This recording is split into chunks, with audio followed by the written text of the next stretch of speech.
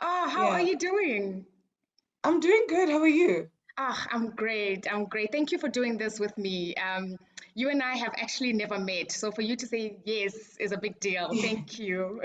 No, I watched your content and you've interviewed some of my favorite people. So I was like, okay, clearly Really?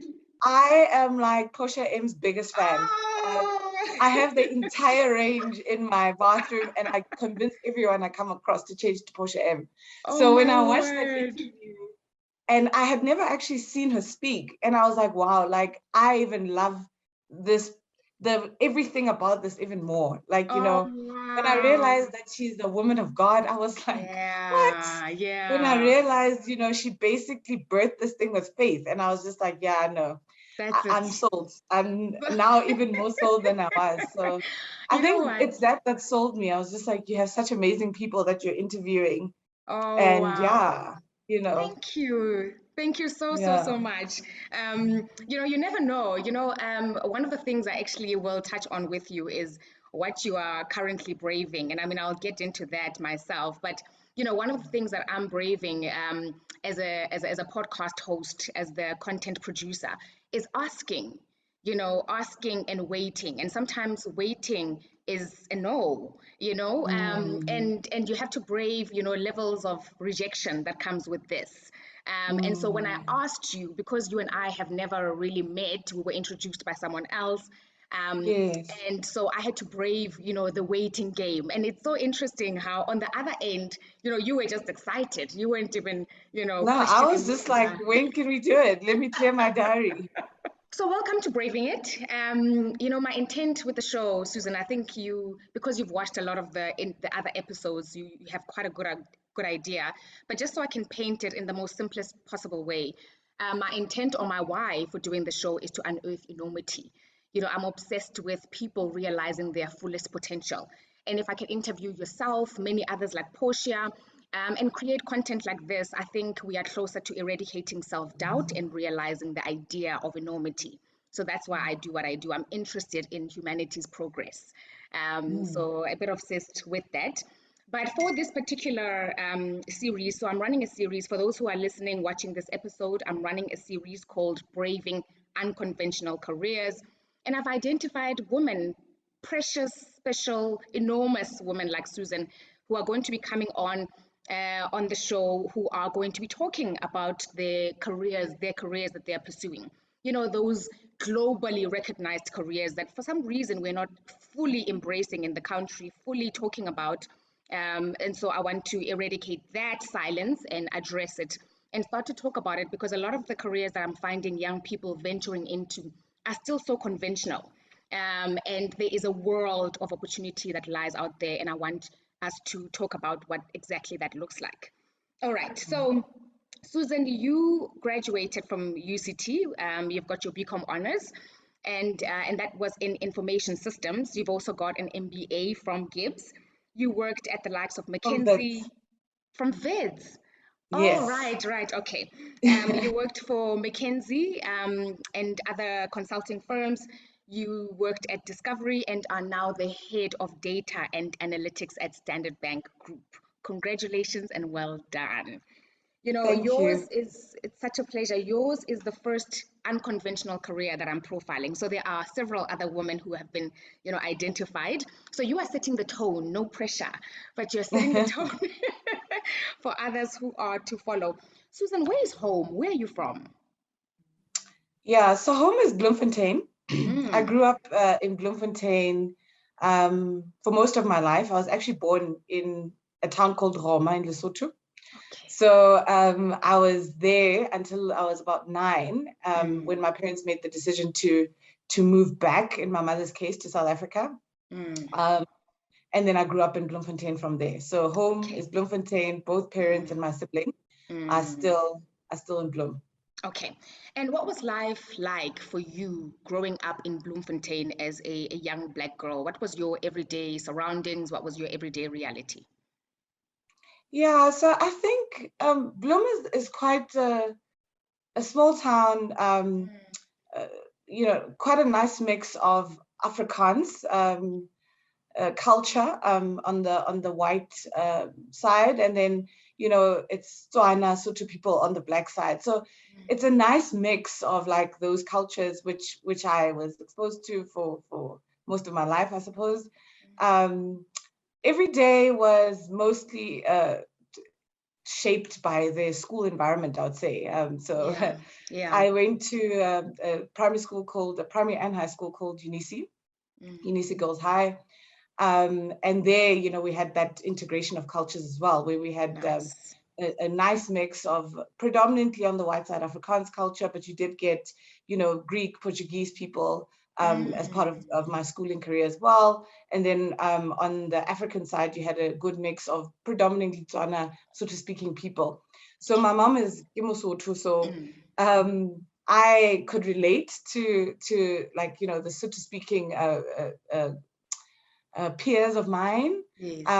I couldn't really relate to the Afrikaans speaking peers of mine, especially because I moved to Bloemfontein from Lesotho and had no exposure to Afrikaans up Mm. until I got to Bloemfontein essentially as a 9, 10-year-old. Yeah. So I struggled a bit with like, integrating into the Afrikaans space. Mm. But over time, I think, I learned the language. I started to be able to converse in the language, and it really formed a big part of growing up. So I would say Okay. because I am mixed from a culture perspective, my dad is Mm. Ugandan and my mom Ah. Lesotho.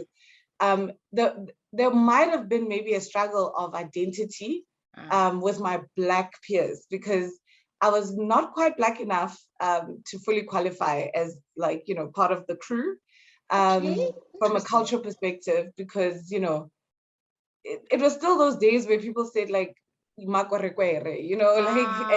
it was like, oh, Ah. your dad kilekwerekwere. And, Okay.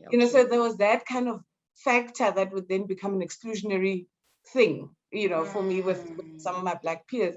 The other thing is I lived in the suburbs. A lot of them lived in the township. So from a Mm. cultural perspective, there were also some nuances around there. So Mm. I'd say like that's kind of like my experience, but it Mm. wasn't something that like negatively uh, shaped me, or like put me in at a disadvantage. It was just a reality of my growing up. Your decision to study information systems, was it influenced by your parents, the school you went to? So who ideally introduced you to that space? It's actually an interesting one. Definitely not influenced by my parents. Okay. My parents didn't even know what information systems was at the time that I decided to go and study information systems. At the time, the prominent career was to go and become a chartered accountant, to study accounting. There were a lot of like scholarships and bursaries available for people Mm. to go and study that. It was also the time where actuarial science was Mm. becoming a thing, and that was what people were also starting to talk about. And so my parents were more interested in me following those career paths because that was popular at the time, and they kind of understood what that entailed. Yes. Um, I wasn't so keen on the accounting route, and my dad and I had quite a lot of what I would say intense debates on Mm. this thing, because he was just like, "You're great at accounting from a school level. It comes as second nature to you. Why wouldn't you want to do this Mm. when there's so many opportunities available in that space?" And it just wasn't something that excited me. I mean, I did quite a few job shadows. And I did shadow an accountant, and not Yes. to like bash the accounting career. It's a very important career, I've come to Yeah. realize. But it just wasn't something that I found to be exciting. Okay. And so in my quest to find what does actually get me exciting, I came across a gentleman who was a business analyst at the time. And so I asked him, like, so what do you do like every day? So he was telling me, oh, actually, my job is just to translate business requirements into technology requirements, and then kind of deliver those requirements using technology. So I was like, oh, okay, that sounds interesting. Obviously, at the time, I didn't have a cooking clue what he was actually talking about. Sure. And so as I started to talk to him and unpack, I realized that, you know, he was really saying like these technologies on computers that we can then use to solve business problems. And I was like, yeah, that sounds like something that I'm interested in. And I researched a little bit more. At the time, we used to have computer class, and like I spent the time where we were given free time in computer class to just go onto Google and really research information systems. Informatics is what he had studied. And so I was like, informatics, what is it? And I started reading up on it, and I was like, oh, this really sounds interesting to me, and I want to pursue it. So that's kind of how I ended up wanting to study information systems. I wanted to solve these business problems using technology like this guy had described. He ignited a fire in me that I didn't know much about at the time, but I knew enough about that I wanted to pursue it. How did you come across him? I came across him, I think, through my aunt, if I'm not mistaken. I actually can't remember the exact details, but I think in the time that I was kind of exploring what I want to do, I had a conversation with my aunt who knew this gentleman and kind of connected the two of us to say, you know, my niece is really exploring different things with a career. Maybe you can chat to her about what you do. I'd also done work study. You know, at the time in high school, we had 2 days where you had to go and do some practical work. And I had at that time gone and worked in an IT company. And there, for those 2 days, I was exposed to the more technical side of IT. So I knew it was not that I wanted to do, but I knew that what this guy did was kind of a bridge between the super technical side and the business side, which then excited me. So it's interesting because what I'm picking up from what you're saying is to, you know, when you are a young person who is unsure of themselves and where they want to go, it's important to converse with people, have conversations with the people, whether it's members of your family, you know, people outside of your family spectrum, just have a conversation. And once you've had the conversation, you don't know where that may take you, lead you. And I think in your case, you were fortunate enough to have been in an environment where, you know, that 2 days was initiated. In an environment for those who are not, or rather in a space where people aren't given that platform to go into organizations, I think that there is room there to be quite aggressive about what you want and what you're looking for in life. Sometimes you don't even need permission. You just go knocking. And I think I am testament to one such person. I knocked, Susan, I knocked. And I think I'm going to elaborate on what I mean by knocking after you've answered this next question, which is that I noticed that you were an IT intern at Ellen Gray. Was that your first job? And how did you land that particular internship? I applied for that. I went to interviews, and then I was successful. I think I was one of 4 in that year that were interning at Ellen Gray. And so that's how I got to Ellen Gray. It was a 3-week internship during winter holiday. Okay. And the thing was come and learn from us. They were looking for talent. If we like you, you know, like we can maybe have a conversation about permanently coming and working here when you're done with your studies. And I guess that was my story. I met an amazing man. The person that interviewed me, he was a director at Ellen Gray at the time, Dirk Steen. And we hit it off from the interview, I think. And then throughout my internship, he kind of sponsored me.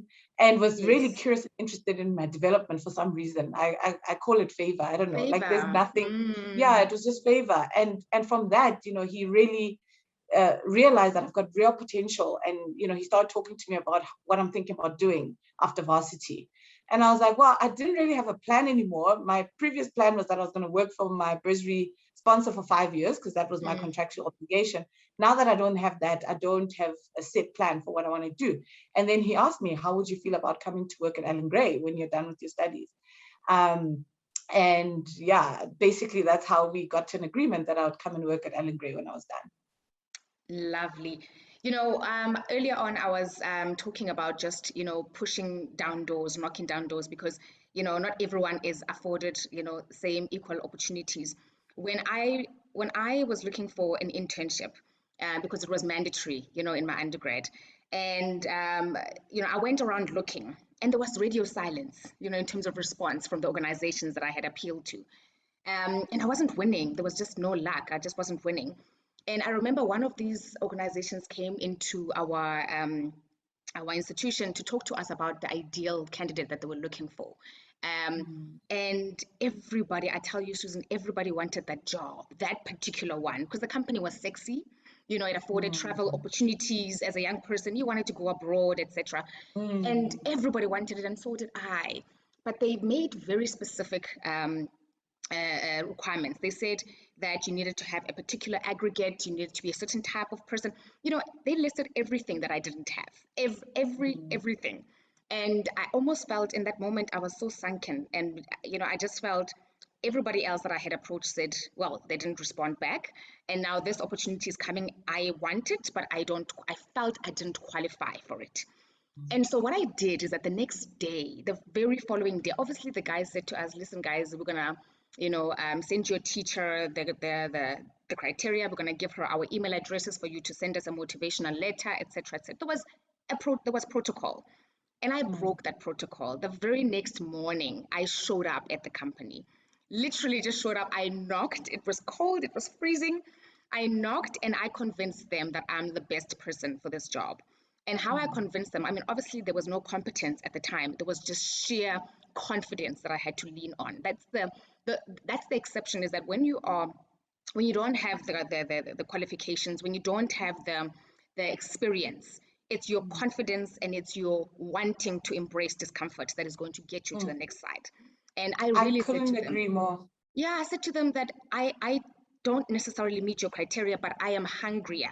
I've got the willingness Mm, to learn. I have potential. That's what I'm selling you. Buy into my potential. Give me 3 months and let me show you what I can do.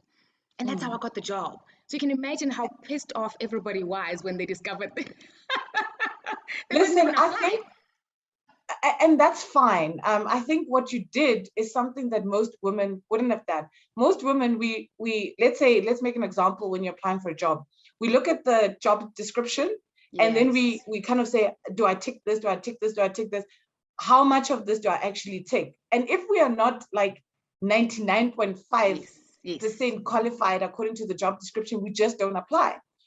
Our male counterparts are the opposite. They're like, if I just tick one thing, I'm applying. And then they get through. So what Yes. you've demonstrated is that you shouldn't necessarily wait to tick all of the boxes. There's ways for you to enter spaces by just sheer tenacity and attitude. Yes. And I can tell you today, I will hire for attitude over competence any day, because I can teach you competence, Wow. but I can never teach you how to change your attitude. It's like part of who you are. Like, That's so it. it's very That's it. difficult for them to change that part of you. So yeah, well done to you. That's really the only way you're gonna get ahead, by being tenacious and aggressive about the things that you want. That's it. So very early on, I had to learn to embrace discomfort, and it's one of the biggest lessons that I still exercise today. From that day, if Mm, I want anything at all, Susan, despite whether I meet the criteria or whether I can afford it, I will find a way. And so, what I'm asking mm. you is, back in your day when you were still an IT intern, what was one of the biggest lessons that you learned that you still exercise, practice today?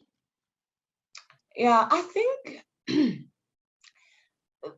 the biggest lesson I learned is probably continuous learning. Mm. Never think you've learned enough, or you've arrived anywhere, really. You have to continuously be open to learning, because the world we live in changes so constantly that you are already outdated as we sit here today in terms of the knowledge you have on a specific subject, right? And you could be updated on some and really backwards on others, but you always have to have that openness to learn. You should be a student for life, is essentially what I'm saying. And the reason why I say that is because from the first job I had, where, by the way, I was like the absolutely youngest person. I was 21 Mm. at Ellen Gray, and the average age in my team at the time was 38. So by far, Wow. I was the youngest person, right? And I had all of these people around me that had so much knowledge and expertise in the area where I was starting out. And if I didn't embrace fully, like, the opportunity to soak up a lot of the stuff from them, which books will never teach you. They'll teach you the theory of it, but in practice, it's very different. then I wouldn't probably have been able to open my mind up to the possibilities available in the career path, the space, in different things that are then possible for me. So and that's the lesson throughout my entire career. That has been a key point. Like, don't stop learning. And you'll realize that in my career, I've never really done jobs that directly match to my qualification. Yes. Like, so therefore I need to then quickly learn about the area I'm in, the problem I'm trying to solve, and then be able to apply my skills to then solve it. But it doesn't quite work in my career if I'm not open to learning every day almost. So that's a key lesson I'd say I took out from my career as a whole, but from the beginning, I think that was the main thing. And look at where you are. Look at where you are today. Today, you occupy a role that is globally recognized in high demand data and analytics. Can you explain to me, like you would a 16-year-old, what your job entails on a day-to-day basis? Yeah. So I think the easiest way to describe like the capability I look after is a way that I prefer to call it, is that we basically provide high quality data to our business stakeholders so that they can make good decisions and so that they can answer tough questions about what they need to think about and do next in their businesses to make them deliver the value that they want. So that's in a nutshell what I do. So I'm the person that gives them all of that data and make sure that the data is of high quality, of high integrity, so that they can trust that the decisions they make from that data are the right decisions to move their business forward. That's essentially in a nutshell what I do every day. Do you love what you do, Susan? Do you find that you are purposed in this work? Are you loving it? Yes, I love. Let me tell you what I love about my job. I love the fact that I am solving really complex problems all the time. That when you crack are those kind of like, yes, we cracked it type problems. That's what excites me as a person. So I'm not necessarily married to the specialization. That's why my career looks the way that it does. I'm married to the problem. And here I have the opportunity to use what is the new oil, is what people are calling it. It's such a highly valued commodity, which is data, to solve complex problems that are the yes, we cracked it type of problems. And that's what I love about my job. That's the first thing I love about my job. The next thing I love about my job at this level is the ability to really change people's lives. So in the beginning, when you said you're obsessed about seeing people reach their full potential, that's like what a passion area of mine as well. That's what I see to be my true purpose, is to really unlock opportunities for people to get to their true purpose or the highest level of achievement for them, whatever that looks like. And the level gives me the power and the influence to do that. And I really enjoy that part of my job. That's why I wake up every day, truly. So those are the two things I really, really enjoy about my job. Oh, look at you glow. Look at you glow as you say that.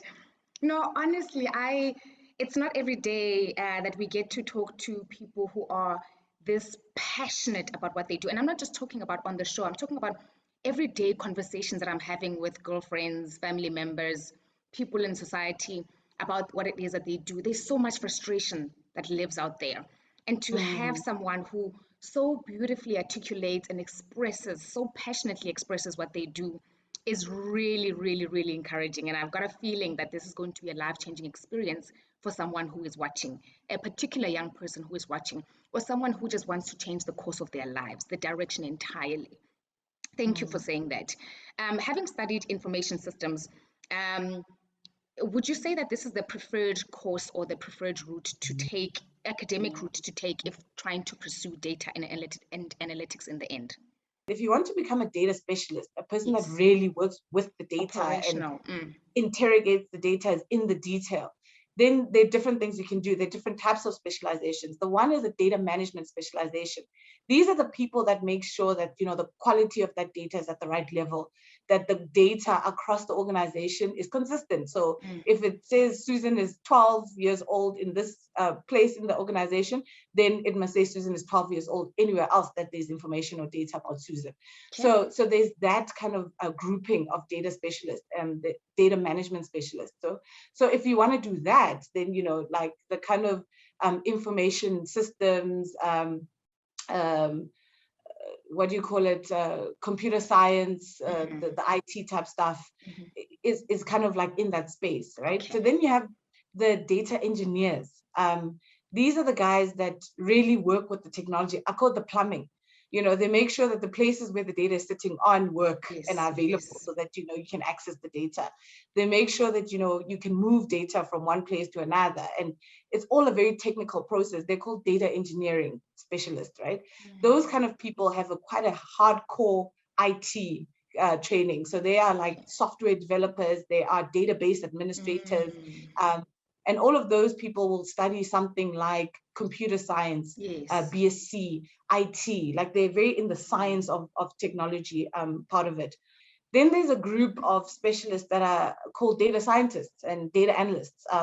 There, you know, to be a data analyst, you can study information systems, you can, you know, like you can study math, statistics, you know, just the ability to any of the logical qualifications that allow you to think logically and connect dots to get to a storyline that gives an outcome.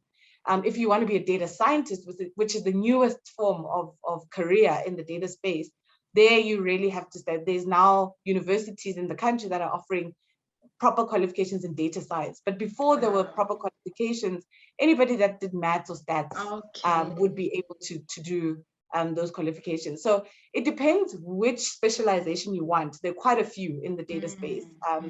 And depending on that specialization, then you have to kind of follow a different kind of path. Okay. Then there's people like me who are not data specialists. We're just problem solvers, generalists, you know, is what I want to call it, like generalist leaders that are more trying to solve the problem, and there's an avenue to solve the problem. And for people like us, you can basically study anything. You can be a lawyer, you can be an engineer, you can be a chartered accountant to get to the place where you are have the right skill set to solve complex problems. And that's really the strategy skill set. I can see big picture and I can connect the dots in terms of how to get from where I want to be given where I am. So that's kind of the skill set that you then need to have. And then the ability to influence and motivate people, which is the hardest thing to deliver that along that path, or that to deliver that vision or that strategy. So you have to pick a path. It actually is quite broad. It actually is quite broad. I'm trying to figure out the personality type of someone who would thrive in this particular space. You know, if you were to ask me about marketing and public relations, I would tell you just like that, because there is a certain type of energy you need to be able to bring, because a lot of it is selling, promotion, advertising, all of that. In your particular space, or in this very broad space, is there a particular type of person who you think would thrive in this? Because it's not everyone, in as much as one can possess the technical aspects. You know, in some industries, there's a lot of you that needs to be injected in the role. What type of personality traits do you think one would need to embody to excel in this environment? Yeah, again, it depends on the specialization, but I think the key things is a person that is has attention to detail, like an obsessive attention to detail, right? A person who will go to the nth degree to try and figure out why a certain data point appears in a certain way. So like that kind of personality, somebody who's not scared to get stuck in, roll up their sleeves and get into the detail in order to solve the problem. So that's a common, I think, character traits that would run across the different types of data specializations. It's also a person who's obsessed with solving a problem. Like, you know, what we do, the end or the outcome is to solve a problem. And so somebody who's obsessed with connecting the dots in terms of how like these pieces of data actually help us crack the problem is also like a trait. So somebody who's excited by the problem or the challenge is somebody that would thrive in this kind of environment. And then I'd say it's also somebody who, beyond just the technology, is able to understand the perspective of the customer. So we have an internal customer, which would be our business stakeholders, but you can't crack the problem well if you don't understand the why. Like why are we doing this, or what are we trying to figure out? So I'd say those are probably the character traits that will render somebody in the space successful, and that are typical of, like, if I look at my team, the kind of people I'd have in my team. That's what excites them, the challenge of the problem, and then getting stuck in, to the nth degree of detail to actually solve that problem. I believe that our life is always talking to us. Clues are left for us everywhere from the moment we're like this little, this high. And there's something that I heard recently, and I think it goes along the lines of how you do anything is how you do everything. And when you talked about, being, a person who pays great attention to detail, being a problem solver, if you're still young and you're watching this, there are so many clues around you about who you are intrinsically. And so listening to that and paying attention to that is so crucial to potentially defining where you could possibly go in life and the route that you would possibly take in life, Yeah. And if I could just elaborate on that, right? I get a lot of people from within my team, outside my team, even outside the organization, that kind of look at my career and say, either I need help, kind of figuring out what I want to do with my career, or I want to understand how you picked this particular career or this particular role at a point in time. And every time I have to work with somebody in understanding what they're solving for with their career, I always say to them, don't look at it as if you're solving for, this is the role I want. Think about what are the things you're looking for, the characteristics of what you're looking for, and the role will then form itself. So never say, oh, I'm looking to become a data executive. That is certainly never anything I've ever said before. In fact, when I was initially approached to, come and lead my data team 2 years ago, I said no. I was like, it's a specialized career. It sounds nothing like what I want to do. Until my then boss said, what are you solving for? What are the characteristics of what you're solving for? And then she matched the role to what I was solving for. And that's how I ended up in data. Otherwise, if I had focused on the role itself, I would have never been here. I would have never landed here, because I would have thought, no, that doesn't really meet what I'm trying to do. Like, for example, how does this role help me, change people's lives? And she was like, first of all, by virtue of the level, the influence and the power means that you can literally change someone's lives. You can decide what somebody gets paid. You can decide when to move somebody into a higher position. So by virtue of just doing that, you have the opportunity to change a lot of people's lives. So you just see that immediately it's not obvious. How is data going to help you change people's lives? But if you are clear on the characteristics of what you're looking for, then the role defines itself. So any young person, even an old person, really not just a young person listening, it's a principle I found very useful. Define what you're looking for in terms of its characteristic, not what it's named or called or a role or whatever. And then the role or naming will naturally then come to fore, because then it will be easy to say, well, that thing actually fulfilled these things that I'm looking for. Oh man, you've just spoken so beautifully to what I want to get into next, which is that, a lot of us take the long way around in terms of getting to where we're trying to get to. And a lot of it has to do with the fact that we're not sure what move to make next, how to make it, when to make it. And so I was about to ask you what you have done, in hindsight, what would you have done differently to get to where you are faster right now? Is there, or are you just appreciative and grateful for every experience you've had along the way, and you would not have done things any differently? Yeah, that's exactly it, the latter. I wouldn't have changed a thing. I mean, I was reflecting on this and I thought to myself, well, it would almost be ungrateful to really say I would have done something, especially to get me here faster.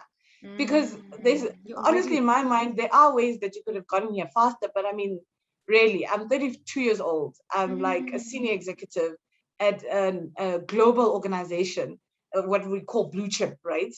How much faster do you want to get to this place, So without it sounding like I'm bragging, I was just thinking, actually, I'm quite content with my journey and how I got here and where I am.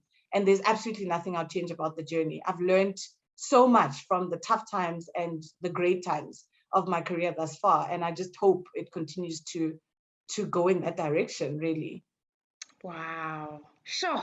You know what I appreciate about what you're saying now, and I know you excused the bragging, but for me, it wasn't that at all. It was you recognizing the favor that is upon your life, Exactly. because there's a lot of people who excelled in school. There's a lot of people who were disciplined in their life and made the right decisions, but are at a very different place to where you are right now. So one can only Exactly. attribute that to grace and favor. So it's very clear that that is what has happened to you in your life. What is the profile of the people around you, or the makeup of people who are in this particular, whether it's specialization, but just the area in its entirety of data and analytics? I think the one thing I'll pick, which is pervasive, is that it's male. It's a male-dominated Still. environment. A big part of my team that are technical specialists are male. So, like, they're male and quite experienced. So they're older males. I don't want to offend anyone because I know Seasoned. it's touchy, the subject of how old is old. Sure. But it's let's say mature males around me most of the time. And that's really the profile. Especially in the more technical specializations, you find that it's a male, still very much a male dominated space. Predominantly For white some male? reason, not necessarily. Or It's actually a it's a good mix? mix Okay. of black and white males. I haven't Mm, found that it's glaringly white or it's okay. glaringly black. It's a good Mm, mix, but the key okay. thing is male. Mm, Um, and that's the key characteristics. I'm surrounded by a lot of men all the yes. time. And so that's what I'd say characterizes my space. Yeah. Is there anything, and this is a pretty bold question, but is there anything that you are doing in your personal capacity to encourage more women, young women like yourself? Because there's a responsibility: to whom much is given, much is Yes, required, right?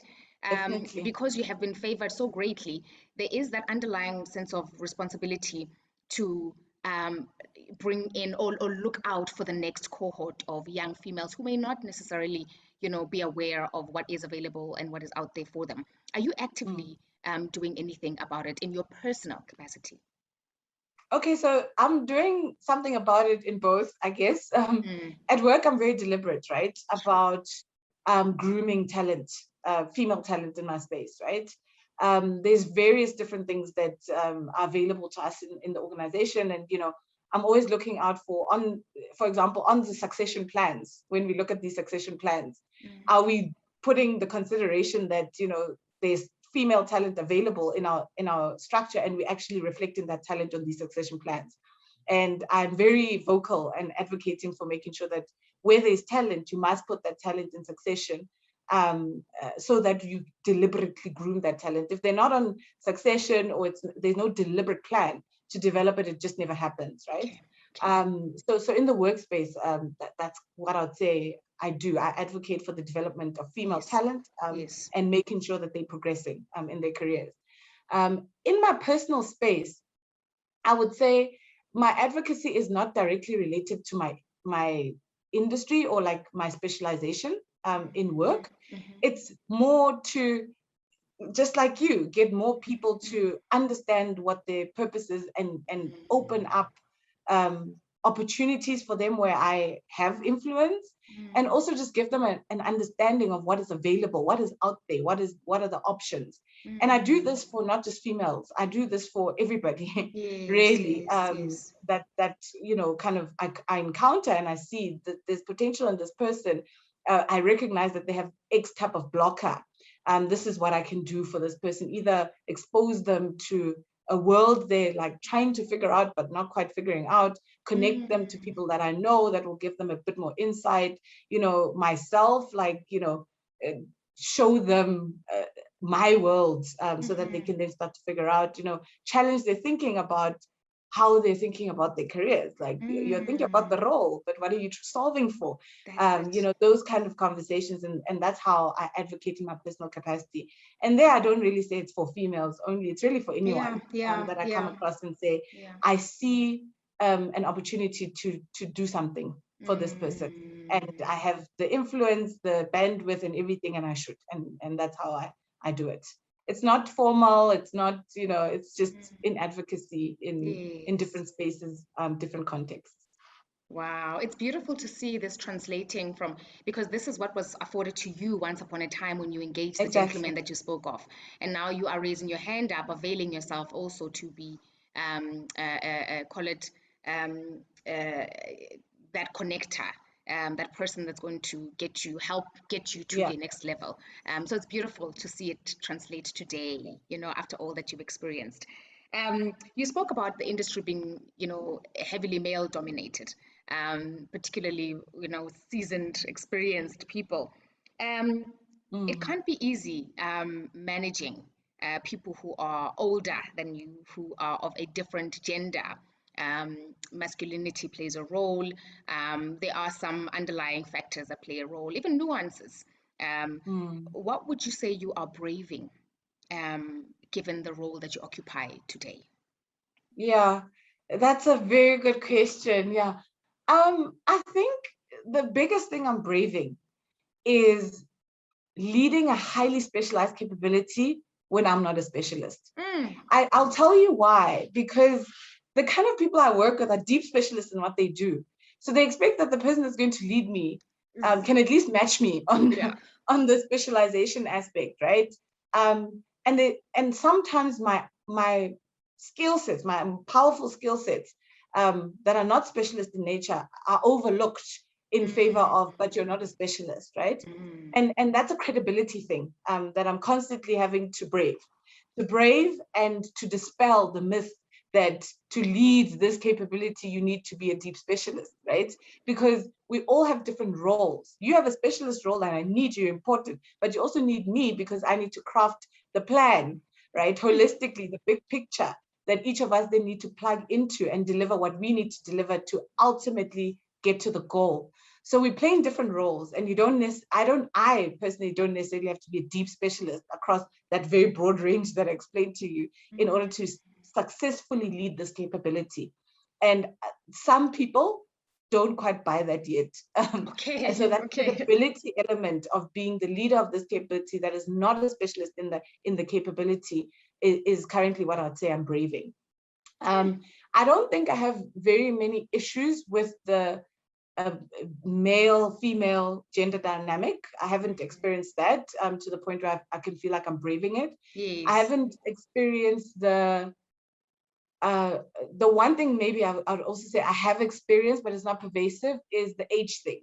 Because basically I'm older than everybody that I lead, my direct line, right? And so sometimes there's a credibility element to say, what have you really done in the very short career you've had that would warrant you to be able to lead me, who, for example, has been in my career for 30 years, as an example. So again, from a credibility angle, there's sometimes doubt to say how this girl with really like a very short career to date, what is it about her that gives her license to be able to lead me, and so sometimes I have to grapple with that a little bit. But usually when people, understand what I bring to the table, and I would say, like, I've gotten feedback that I was initially skeptical, but after some time I realized there's something special about you. And there's something distinct that you bring to the table that as a collective we need it, but it wasn't immediately obvious. And so that helps me. But I have to brave that time when there's doubt and lack of credibility to then get to the other side. So I'd say that's what I'm braving. You mentioned that there's a sentiment that says, what gives you the right or the license to do what you to do what you do, which is what you occupy as a role. What does give you that license, Susan? Oh wow, that's a very loaded question. Look, I think my career, the things I've done in my career have really built me up to be a very strong generalist leader. I have an exceptionally good skill set, problem-solving skill set. I can write very good strategy, never mind write and develop it. I can execute and deliver. And I think I've got a demonstrated track record of having done that. And that's what gives me license. And that's what I bring to the table. I don't bring the specialization in my current role to the table, but I bring that like really good, I would say, skill set around solving problems and being really focused around getting the outcome and delivering. So that's what I bring to the table. Sure. And that's what gives me license to operate where I am today. You are certified. Yeah. You know, Susan, I was listening to a gentleman by the name of Bongani Mageba. He's actually, I've interviewed him on the show. Yes, Braving I It. actually watched the interview. Did you watch it? Yes. He recently did another talk and he shared the link with me. And in it, he spoke about something that just, spoke volumes. And I think it goes back to, what you were just saying now. In as much as confidence is great at a certain point in your life, the danger, though, with confidence is that it leads you into spaces where only competence can literally sustain you. And what you have done is walk in there with great confidence, but it was your competence that has earned you the respect that you now possess and has sustained you in the position that you now have. So the point here is to embrace competence over confidence. And that's what people were looking for in you. They were looking for the competence aspects of you because already you are not shy of confidence. So it's such a beautiful thing to see what he has said. It's beautiful to see it personified the way, just by looking at you and hearing you speak, because that's exactly what you exude right now. Is yes, certainly confidence and competence, but it's the competence for me that has really just illuminated you in many ways. So well done and congratulations for that. I'm truly, truly, truly inspired. The one thing I failed to mention in my introduction earlier on about braving it is that anything for me that has inspiration on it, I want in. I want in. And this interview has been so inspirational for me as a host. Normally I do this to facilitate a conversation. I don't think about what the interview could do for me, and it's interesting how by being faithful and showing up to this interview, I have received so much. I not only have facilitated it, but I have received and drawn so much I'm from so your glad. competence. I'm Thank so you. glad. No, thank you, honest and truly. I am touched by all that you have achieved and all the grace that you carry. So I can only pray that you do more. I love your why for doing what you do. One of the last things I wanted to ask you was how what you do enriches the lives of people around you, but I think you've answered that and expressed it so beautifully throughout the interview. So thank you for continuing to enrich lives and being faithful to the role that you occupy. Because like I said, to whom much is given, much, so much more is required. So thank you for honoring that principle. In fact, he who wears the crown, my friend gave me a different one that says, the crown is heavy to he who wears the crown, something like that. And so that's exactly the same thing, right? You have to pay it forward. It is what we have to do in order to advance humanity and society. So I'm privileged that I get to be in a position to do that. And really, I'm humbled and grateful for where I am. So thank you so much for this interview, really, and getting me to talk about myself and reflect on my journey. It was quite refreshing, in preparation for this. So thank you so much. I'm so grateful for this. Such a pleasure. You're the second person to say that, to say, thank you for giving me the opportunity to reflect on how far I've come. Because when you are in it, doing the work every single day, you very seldom pick your head up and, reflect on the things that you've actually acquired to get to this point. And that's it, really. So thank you, Susan. Thank you. I think that is the end of our conversation. Thank you so much, Lerato. You're so awesome. I'm so glad I did this with you. I'm so glad you did it as well. Thank you. Thank you so much.